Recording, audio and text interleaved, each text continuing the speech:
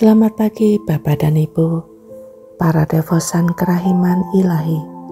Bacaan hari ini dari buku harian Santa Faustina, nomor 445 sampai dengan 447. Kamis Adorasi Malam. Ketika aku datang untuk adorasi, suatu perenungan batin langsung menguasai aku. Dan aku melihat Tuhan Yesus terikat pada suatu tiang, dilucuti dari pakaiannya, dan seketika itu juga ia mulai didera. Aku melihat 4 laki-laki yang secara bergilir mendera Tuhan dengan cambuk-cambuknya. Jantungku hampir berhenti berdenyut menyaksikan penyiksaan itu. Tuhan berkata kepadaku, "Aku menderita siksaan yang bahkan lebih pedih daripada yang engkau saksikan." Dan Yesus memberitahukan kepadaku, demi dosa-dosa macam apa ia rela menyerahkan dirinya untuk didera, yakni dosa melawan kemurnian. Oh, betapa mengerikan penderitaan moral Yesus selama ia didera. Kemudian Yesus berkata kepadaku, "Pandanglah dan lihatlah bangsa manusia dalam keadaannya yang sekarang." Seketika itu juga aku melihat hal-hal yang mengerikan. Para algojo meninggalkan Yesus dan orang lain mulai mendera Dia. Mereka menimpakan deraan-deraan kejam dan memukuli Tuhan dengan tanpa belas kasihan. Mereka ini adalah para imam, biarawan dan biarawati, dan para pejabat tertinggi gereja. Semua ini membuat aku sangat tercengang. Ada juga umat awam dari segala usia dan tingkat kehidupannya. Semuanya menimpahkan kebencian mereka atas Yesus yang tidak bersalah. Melihat ini hatiku seolah-olah terjatuh dalam sakratul maut. Dan sementara para algojo mendera Dia, Yesus tetap diam dan menatap ke kejauhan. Tetapi ketika jiwa-jiwa lain yang aku sebutkan itu mendera Dia, Yesus menutup matanya, dan rintihan lembut tetapi sangat memilukan terlontar dari hatinya. Dan Yesus membuatku tahu dengan jelas betapa besarnya kejahatan jiwa-jiwa yang tidak tahu berterima kasih ini. Engkau lihat, inilah siksaan yang lebih berat daripada kematianku.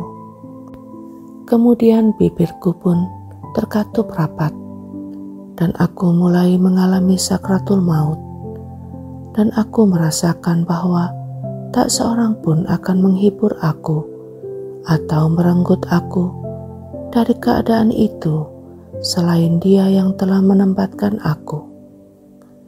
Kemudian Tuhan berkata kepadaku, "Aku melihat penderitaan hatimu yang tulus, yang membawa penghiburan besar kepada hatiku. Lihatlah dan nikmatilah penghiburanku." Kemudian aku melihat Tuhan Yesus terpaku di salib.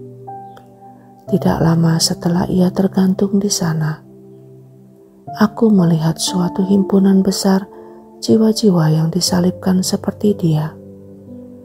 Kemudian aku melihat himpunan yang kedua, dan akhirnya himpunan yang ketiga. Jiwa-jiwa dalam himpunan yang kedua tidak dipaku pada salib mereka, tetapi mereka memegang erat-erat salib masing-masing dengan tangan mereka. Jiwa-jiwa dalam himpunan yang ketiga tidak disalibkan pada salib mereka dan tidak memegang erat-erat salib masing-masing dengan tangan mereka, tetapi menyeret salib mereka di belakang mereka, dan mereka merasa tidak senang. Kemudian Yesus berkata kepadaku, "Apakah engkau melihat jiwa-jiwa ini? Mereka yang menanggung penderitaan dan penghinaan seperti aku juga akan mulia seperti aku. Dan mereka yang menanggung penderitaan dan penghinaan seperti aku, tetapi kurang disakiti dan kurang dihina, juga menyandang kemuliaan, tetapi sedikit lebih rendah daripada kemuliaan Allah. Dari antara jiwa-jiwa yang disalibkan, yang paling banyak adalah para klerus. Aku juga melihat bahwa sejumlah jiwa yang disalibkan itu aku kenal, dan hal ini memberiku sukacita yang besar. Kemudian Yesus berkata kepadaku, dalam meditasimu besok pagi, engkau hendaknya merenungkan apa yang engkau lihat hari ini. Dan seketika itu juga Yesus menghilang dari hadapanku. Jumat, aku sedang sakit dan tidak dapat mengikuti misa kudus. Pada pukul 7 pagi, aku melihat bapak pengakuanku merayakan misa kudus. Saat itu aku melihat kanak-kanak Yesus. Menjelang akhir misa, penglihatan itu lenyap, dan aku sadar kembali bahwa aku berada di kamarku seperti sebelumnya. Sukacita yang tak terlukiskan menguasai aku, sebab meskipun aku tidak dapat pergi ke misa di kapel kami, aku telah hadir di dalamnya di suatu gereja yang sangat jauh. Yesus mampu mengatasi segala sesuatu. Yesus, Engkau andalanku.